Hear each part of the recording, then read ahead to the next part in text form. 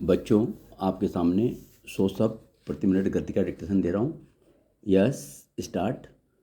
भाषा के आधार पर राज्यों के पुनर्गठन के 3.5 दशक के बाद एक बार फिर राज्यों के पुनर्गठन की मांग कई जगह उठने लगी है। उत्तर प्रदेश की भाजपा सरकार तो उत्तर प्रदेश के विभाजन की मांग कर रही है।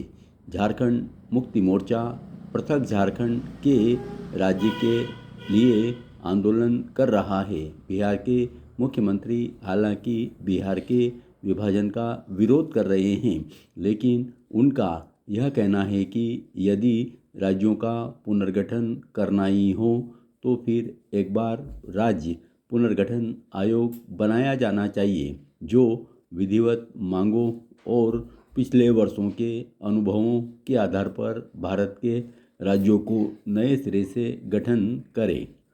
भारत में जो संघीय व्यवस्था संविधान के अंतर्गत स्वीकार की गई है, वह पूर्ण रूप से प्रशासनिक व्यवस्था, कुशलता और व्यावहारिकता को ध्यान में रखकर ही की गई है। संविधान का मसौदा प्रस्तुत करते हुए डॉक्टर B.R. अम्बेडकर ने कहा था, हालांकि भारत एक राज्यों का संघ है, लेकिन यह संघ विभिन्न राज्यों के साथ हुए समझौते का परिणाम नहीं है। देश की और उसकी जनता को विभिन्न राज्यों में बांटा जा सकता है, लेकिन ऐसा प्रशासनिक सुविधा को ध्यान में रखकर ही किया जा सकता है। देश तो एक है और इसमें रहने वाले लोग भी एक ही हैं। संविधान में एक ही नागरिकता की व्यवस्था की गई है। डॉक्टर अंबेडकर के इस कथन का सीधा तात्पर्य यही है कि भारतीय गणराज्य के राज्य प्रशासनिक इकाइयाँ हैं और यदि प्रशासनिक कुशलता के लिए उनका पुनर्गठन किया जाए तो कोई गलत बात नहीं होगी।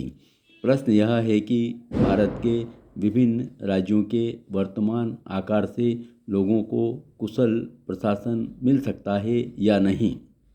उदाहरण के तौर पर उत्तर प्रदेश, मध्य प्रदेश, महाराष्ट्र आदि राज्यों को लिया जा सकता है, जो क्षेत्रफल की दृष्टि से इतने बड़े हैं कि कोई भी सरकार उनकी अपने क्षेत्रीय समस्याओं के समाधान पर पूरा ध्यान नहीं दे पाती। विकास की दृष्टि से जबरदस्त असंतुलन पैदा हो रहा है और फलस्वरूप पिछड़े या उपेक्षित क्षेत्रों के लोगों में असंतोष व्याप्त है। झारखंड को पृथक राज्य बनाने की मांग के पीछे मूलतः कारण तो यही है।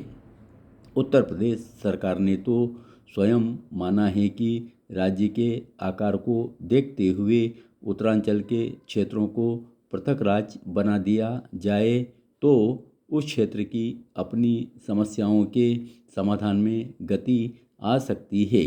उत्तर प्रदेश में 58 जिले हैं और मध्य प्रदेश के जिलों की संख्या बढ़कर 61 हो गई है।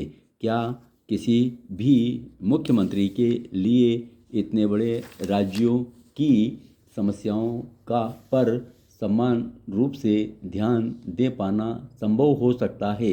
भाषा के आधार पर राज्यों के पुनर्गठन में बड़े राज्यों की प्रशासनिक कठिनाइयों का तो कोई समाधान निकल नहीं पाया है, लेकिन और विभिन्न राज्यों और राजनीतिक संगठनों को पहले तो इस मुद्दे पर आम सहमति प्राप्त करनी होगी कि प्रशासनिक कुशलता और विकास की गति को तेज करने के लिए तथा एक ही राज्य में क्षेत्रीय असंतुलन और उसके फलस्वरूप पैदा होने वाले असंतोष को रोकने के लिए राज्यों का आकार छोटा किया जाए या नहीं।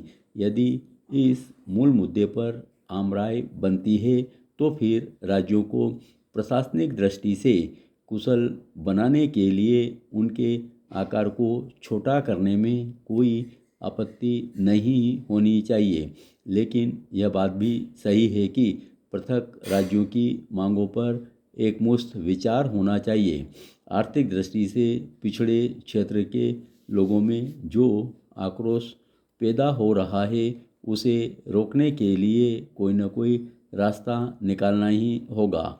उत्तर प्रदेश को 3 राज्यों में बांटने की मांग वर्षों पूर्व जयप्रकाश नारायण ने की थी, लेकिन उस समय की राजनीतिक स्थितियों की वजह से उस सुझाव की कड़ी आलोचना की गई थी। उसके बाद चरण सिंह ने भी छोटी राज्य इकाइयों की आवश्यकता प्रतिपादित की थी। अब तक उत्तर प्रदेश की सरकार ही उत्तर प्रदेश के विभाजन की मांग कर रही है।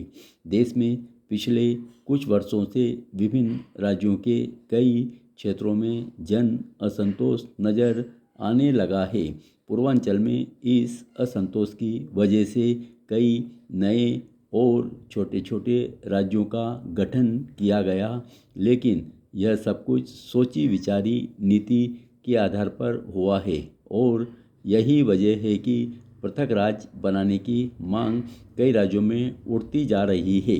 आखिर इस स्थिति को लंबे समय तक तो बर्दाश्त नहीं किया जा सकता। यदि बड़े राज्यों को विभाजित करके कुछ और राज्य बना भी दिए जाएं तो उससे देश की अखंडता पर तो कोई असर पड़ने वाला नहीं है। भारतीय संविधान के अंतर्गत कोई भी राज्य देश से पृथक होने की मांग नहीं कर सकता। ऐसी स्थिति में इस मुद्दे पर व्यवहारिक दृष्टिकोण से विचार किया जाए तो कई समस्याएं स्वतः दूर हो सकेगी, क्षेत्रीय असंतुलन और असंतोष रुक सकेगा। धन्यवाद।